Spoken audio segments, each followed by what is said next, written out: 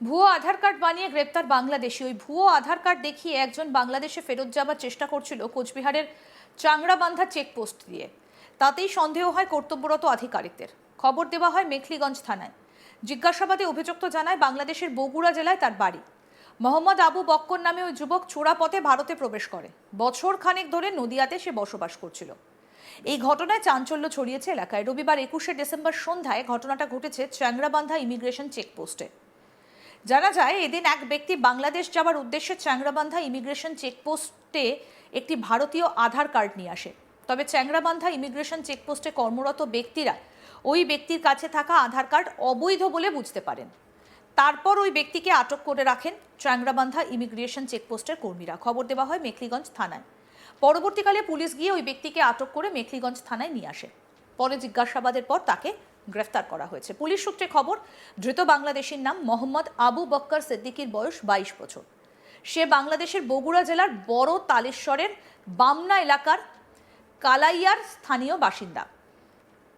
সূত্রের খবর, দীর্ঘ 1 বছর আগে মোহাম্মদ আবু বক্কর সিদ্দিক অবৈধভাবে ভারতে প্রবেশ করে। তারপরই সে পশ্চিমবঙ্গের নদিয়া জেলার শান্তিপুর থানার দেবনাথ পাড়ায় বসবাস করত ও শ্রমিকের কাজ করত দীর্ঘদিন ধরে। ধৃতকে সোমবার মহকুমা আদালতে তোলা হয়। আদালত ওই বাংলাদেশিকে 4 দিনের পুলিশি হেফাজতের নির্দেশ দিয়েছে। ঘটনা প্রসঙ্গে মেখলিগঞ্জের এসডিপিও আশিস পি সুব্বা বলেন, গতকাল সন্ধ্যায় এক বাংলাদেশিকে চ্যাংড়াবান্ধা ইমিগ্রেশন চেকপোস্ট থেকে গ্রেফতার করা হয়েছে। আদালত ধৃতকে পুলিশি হেফাজতের নির্দেশ দেয়। ইতিমধ্যেই ঘটনার তদন্ত শুরু করেছে পুলিশ। তবে কিভাবে সে ভারতে প্রবেশ করলো তার তদন্ত ইতিমধ্যেই শুরু হয়েছে।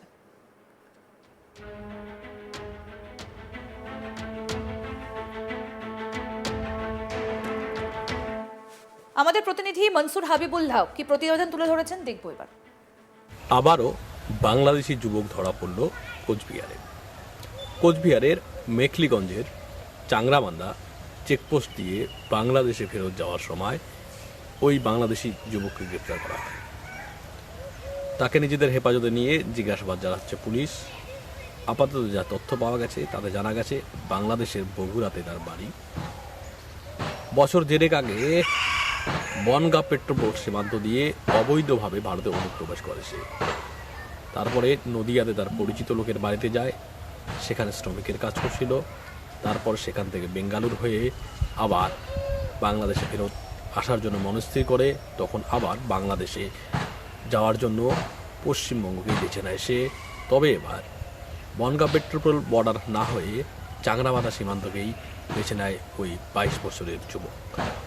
চাংড়াবান্ধা সীমান্তে এসে ইমিগ্রেশন চেকপোস্ট অফিসারদের সে পরিচয় দেয় তার বাংলাদেশি পাসপোর্ট হারিয়ে গেছে, তাকে যেতে দেওয়া হোক। তখন ওই অফিসাররা তার বাংলাদেশি পাসপোর্টের নাম্বার জিজ্ঞেস করে। সে যখন যে নাম্বার বলে সেই নম্বরটি ইনভ্যালিড দেখায়। তখন তার অসংলগ্ন কথাবার্তা দেখে সন্দেহ হয় তাদের। তাকে জিজ্ঞাসাবাদ করে তল্লাশি চালাতেই একটি ভারতীয় আধার কার্ড মেলে ওই বাংলাদেশি যুবকের কাছ থেকে। তৎক্ষণাৎ খবর দেওয়া হয় মেখলিগঞ্জ পুলিশে। মেখলিগঞ্জের পুলিশ ওই যুবককে আটক করে নিয়ে গ্রেপ্তার করে। তাকে আদালতে তোলা হলে আদালত তাকে পুলিশ হেফাজতে থাকার নির্দেশ দিয়েছে। জেলা পুলিশ কর্তারা জানিয়েছেন, অসংলগ্ন কথাবার্তা বলায় ওই যুবক সহজেই ধরা পড়ে যায়, তার বাংলাদেশি পরিচয় প্রকাশ্যে আসে। ভারতীয় আধার কার্ড সে কীভাবে বানালো তা জানার জন্য তাকে নিজেদের হেফাজতে নিয়ে জিজ্ঞাসাবাদ চলছে। পেট্রোপোল সীমান্ত দিয়ে ভারতে কীভাবে প্রবেশ করেছিল আর এতদিন ধরে ভারতে অবৈধভাবে কী করছিল, শ্রমিকের বেশি অন্য কিছু করছিল না তাও জানার চেষ্টা করা হচ্ছে। সেই কারণেই তাকে জিজ্ঞাসাবাদ নিয়ে নিজেদের হেফাজতে নিয়ে জিজ্ঞাসাবাদ চলছে। রাজ্য জুড়ে এসআইআর চালু হওয়ার পর থেকেই বাংলাদেশিরা তাদের নিজেদের দেশে ফেরত যাওয়ার ঢল নেমেছিল রাজ্য জুড়েই। তবে কিছুটা ব্যতিক্রম ঘটনাও দেখা গেছে মেখলিগঞ্জে। কোচবিহার জেলার মেখলিগঞ্জের তিস্তা নদী বয়ে গেছে, আর তিস্তা নদীর চর ধরে বিস্তীর্ণ এলাকা এখনও কাঁটাতারবিহীন রয়েছে। এই কাঁটাতারবিহীন ভারত বাংলাদেশ সীমান্তই চোরাচালানকারী মানব পাচারের স্বর্গরাজ্য। অনায়াসী পাচারকারীরা সহজেই মানব পাচার করে দেয় বা যাতায়াত করে এই কাঁটাতারবিহীন নদীপথ দিয়ে। সেইভাবেই এই পথ দিয়ে বিস্তীর্ণ এলাকা জুড়ে বাংলাদেশিরা প্রায়শই ভারতে অনুপ্রবেশ করে। বিএসএফ ও পুলিশের হাতে গ্রেপ্তার হয়। তবে বাংলাদেশে ফেরত যাওয়ার সময় চাংরাবান্ধা যাওয়ার ইমিগ্রেশন সেন্টার হয়ে যে যাওয়ার চেষ্টা করেছে তা সন্দেহজনক মনে হয়েছে। ওই যুবক কেন ভুয়ো পরিচয় দিয়ে এইভাবে বার্তা দিলেন তাও জানার চেষ্টা করছে পুলিশ কর্তারা। কোচবিহার জেলার বিস্তীর্ণ এলাকা বাংলাদেশ সীমান্ত লাগোয়া। নাটাবাড়ি বিধানসভা থেকে শুরু করে তুফানগঞ্জ, দিনহাটা, সিতাই, শীতলকুচি, মাথাভাঙা, মেখলিগঞ্জ বিধানসভার বিস্তীর্ণ এলাকা ভারত বাংলাদেশ সীমান্ত রয়েছে। এই সীমান্তের অধিকাংশ জায়গায় কাঁটাতারের বেড়া নেই। যে অধিকাংশ অনেক নদী যেসব জায়গায় রয়েছে সেই সব জায়গায় কাঁটাতারের বেড়া দেওয়া কিন্তু সম্ভব হয়ে ওঠেনি এখনো। কাঁটাতারের বেড়াবিহীন এই এলাকাগুলি কিন্তু পাচার চক্রে চিহ্নিত জোন হিসাবে চিহ্নিত হয়েছে। মানব পাচার হার হামেশাই ঘটে, গরু পাচারেরও ঘটনা ঘটছে বারবার। গরু পাচারকে রুখতে গিয়ে বাংলাদেশিদের ধাওয়া করে ওই চাংরাবান্ধা সীমান্ত দিয়েই ভুল করে কিছুটা সীমানা অতিক্রম করে ফেলে এক ভারতীয় সীমান্তরক্ষী বাহিনী। তাকে জোর করে তুলে নিয়ে যায় বাংলাদেশের পাচারকারীরা। পরে বিজেপির হাতে হস্তান্তর করা হয়। পরবর্তীতে দুই দেশের সীমান্তরক্ষী বাহিনী আলোচনার মাধ্যমে ওই বাংলাদেশি সীমান্তরক্ষী বাহিনী কিন্তু ভারতবর্ষে ফেরত এসেছে। 3 বিঘা করিডর কিন্তু এই মেখলিগঞ্জেই অবস্থিত। ভারত বাংলাদেশ সীমানার এই ঘটনাবহুল এলাকা দিয়েই কিন্তু মানব পাচারের ঘটনা বারবার হচ্ছে। সেই কারণেই কি বাংলাদেশিরা এই সীমানাকেই ব্যবহার করে অনায়াসেই বাংলাদেশে ফেরত যেতে চাইছে। এই যুবক কি ভুল করে তার সীমান্তে চেকপোস্টে চলে এসেছে, তারপর এভাবে ভুল পরিচয় দিয়েছে। তাকে ভারতবর্ষে ঢোকালোই বা কারা, কাদের বাড়িতেই সে আশ্রয়ে ছিল আর কাদের সঙ্গে কি কাজ করছিল তাও জানার চেষ্টা করছে তদন্তকারী অফিসাররা।